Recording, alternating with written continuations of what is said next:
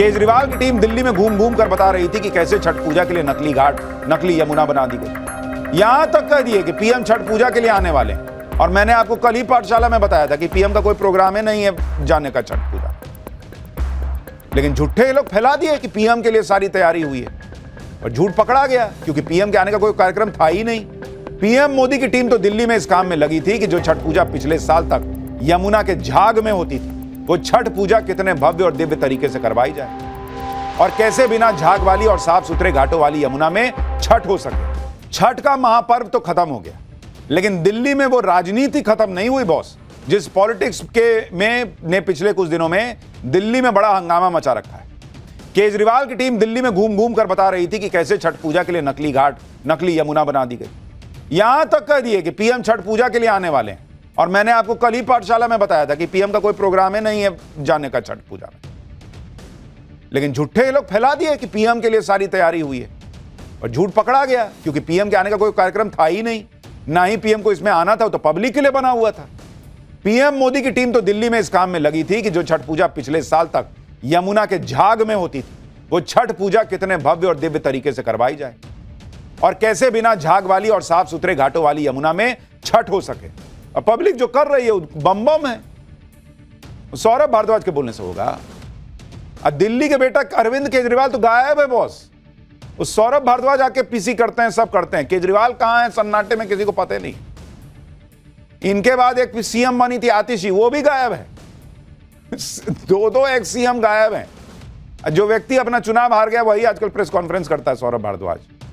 इस मामले में नरेंद्र मोदी की टीम ने जो काम किया वो पूरी दिल्ली ने देखा और पूरे देश ने आज छठ पूजा के खत्म होते होते देख लिया। आप देखिए कि दिल्ली में छठ महापर्व के लिए शानदार तैयारियां सबने देखी। दिल्ली में भक्तों ने बिना झाग वाली यमुना में छठ भी मनाया। सबने देखा, लोगों ने यह सवाल पूछा कि जो काम बीजेपी सरकार ने 7-8 महीने में किया, थोड़ा बहुत, पूरी यमुना नहीं क्लीन हुई तो खुद बीजेपी कर रही है, लेकिन इतना तो कम से कम आप भी कर सकती थी 10 साल में। इतना शानदार छठ वो क्यों नहीं करा पाए। साफ यमुना में छठ के बाद अब प्रदूषण रोकने के लिए दिल्ली में क्लाउड सीडिंग भी करा रही है बीजेपी। आम आदमी पार्टी क्लाउड सीडिंग की टाइमिंग पर सवाल उठाने लग गई। यानी मोदी की टीम के वो सारे काम जो केजरीवाल सपने में भी नहीं सोच पाए थे, आज पूरे होते दिख रहे हैं। लेकिन साफ यमुना में छठ पूजा हो या फिर कृत्रिम बारिश करवाने की तैयारी, कैसे केजरीवाल की टीम को यह सब परेशान कर रहा है। केजरीवाल की टीम आज काला कौवा लेकर क्यों आ गई, सब आपको दिखाऊंगा।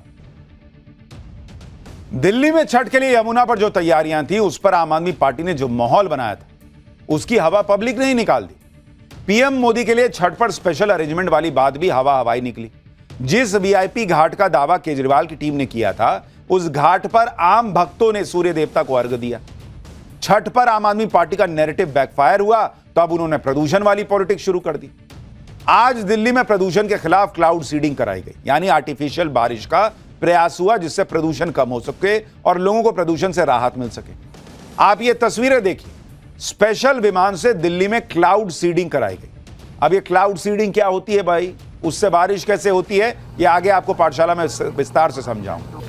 लेकिन क्लाउड सीडिंग का ये प्रयास भी जो आम आदमी पार्टी 10-11 साल में नहीं कर पाई थी, वो आज इस पर क्या पॉलिटिक्स कर रही है, जरा वो देखिए। सौरभ भारद्वाज ने कहा कि दिल्ली में बारिश होने की संभावना पहले से जताई गई है। ऐसे में अगर बारिश होती है तो सरकार अपना ढिंडोरा पीटेगी। बीजेपी सरकार तो इंद्रदेव से भी क्रेडिट लूटने की कोशिश कर रही है। सुनिए सौरभ भारद्वाज जो कह रहे हैं, झूठ बोले कौवा काटे, उसको सुनिए, फिर आगे की बात बताता हूं। झूठ बोले कौवा काटे, भैया इन लोगों का कोई भरोसा नहीं। भगवान इंद्र जो है वो कराएंगे वर्षा, और यहाँ जो मंत्री जी हैं वो प्रेस कॉन्फ्रेंस करके कह देंगे मैंने कराई है। इंद्र देवता तो आएंगे नहीं बताने की मैंने कराई है, इसने नहीं कराई, तो इसलिए इसका ही फायदा उठाएंगे। तो अब ये इंद्र देवता के काम का भी क्रेडिट ये सरकार ले सकती है, क्योंकि पेमेंट करनी है, क्योंकि पेमेंट भी तो करनी है ठेकेदार को बारिश की। आज क्लाउड सीडिंग को लेकर केजरीवाल की टीम मजाक उड़ा रही, लेकिन सच यह है कि जो काम ये खुद नहीं कर पाए वो अब हो रहा है, तो इनकी राजनीति डगमगा रही है।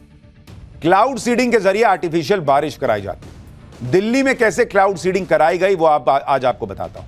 क्लाउड सीडिंग आईआईटी कानपुर की देखरेख में की गई। सेस्ना एयरक्राफ्ट के जरिए क्लाउड सीडिंग की गई। क्लाउड सीडिंग के लिए 8 फ्लेयर इस्तेमाल किए गए। 4 से 6,000 फीट की ऊंचाई पर फ्लेयर छोड़े गए। हर फ्लेयर का वजन 2.5 किलो था। इन फ्लेयर से बादलों के अंदर केमिकल डाला गया। इस दौरान बादलों में 15 से 20% तक नमी थी। यह पूरी प्रक्रिया आधे घंटे तक चली थी। बुराड़ी, खेकरा, नॉर्थ करोलबाग, मयूर विहार को कवर किया गया। दिल्ली सचिवालय के पास थोड़ी देर बारिश हुई, यानी क्लाउड सीडिंग का प्रयोग सफल रहा। हालांकि यह ट्रायल था और इससे यह पता चला कि क्लाउड सीडिंग से बारिश करा के प्रदूषण को कंट्रोल किया जा सकता है। सुनिए दिल्ली सरकार के मंत्री क्या बता रहे हैं, फिर आपको बताता हूं कि यही आम आदमी पार्टी खुद क्या करती थी और अब क्या हो रहा है। तो आने वाले दिनों में फेब तक के लिए लॉन्ग टर्म एक प्लान किया जाएगा। ऐसी ही सॉर्टिस अगले कई दिन तक चलती रहेंगी और तकरीबन 9 से 10 सॉर्टिस, 9 से 10 इस तरह की ट्रायल्स लगातार दिल्ली में हर रोज एक दिन छोड़कर जैसा भी मौसम अलाउ करेगा होती रहेंगी। अभी तक की क्लाउड सीडिंग की ये जानकारी है। हम उम्मीद करते हैं कि अगर हमारा ये सक्सेसफुल रहा तो आने वाले दिनों में ये एक बहुत बड़ी देश में पहली इस तरह की मैं कहूँगा कि साइंटिफिक तरीके से बरसात करा के पोल्यूशन को बिठाने का एक बड़ा पहल होगी। दिल्ली में प्रदूषण के खिलाफ एक बड़ी पहल हुई, क्लाउड सीडिंग कराई गई, जिससे थोड़ी बारिश भी हुई, लेकिन आम आदमी पार्टी इसका मजाक उड़ा रही है। सौरभ भारद्वाज ने कहा कि दिल्ली में बारिश का नामो निशान तक नहीं है। जो बादल थे वो क्लाउड सीडिंग से चले गए। इंद्र देवता भी सरकार के साथ नहीं।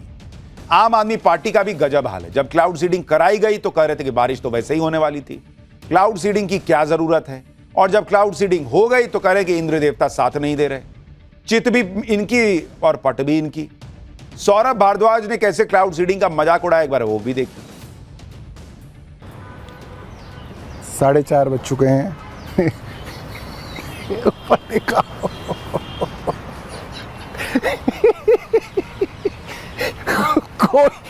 कोई बारिश का कोई दूर तक जो है नामो निशान आपको नहीं दिखेगा। और जो 1-2 बादल थे वो भी इन्होंने उड़ा दिए। दोस्तों, इनके साथ इंद्र देवता भी नहीं है, बिल्कुल नहीं है। अब इंद्र देवता किसके साथ है तो वक्त की बात है, लेकिन पब्लिक इनके किसके साथ नहीं है वो तो दिल्ली में दिख रहा है, क्योंकि सरकार इनकी रही नहीं। और जो व्यक्ति आज हंस रहे हैं, प्रेस कॉन्फ्रेंस कर रहे हैं, ऐसा लगता है आम आदमी पार्टी में एक ही नेता बचा है, क्योंकि अरविंद केजरीवाल दिखते नहीं। वो कहां है किसी को पता नहीं। दिल्ली में तो नहीं दिख रहे, दिल्ली के बेटे थे, दिल्ली में तो नहीं दिखे।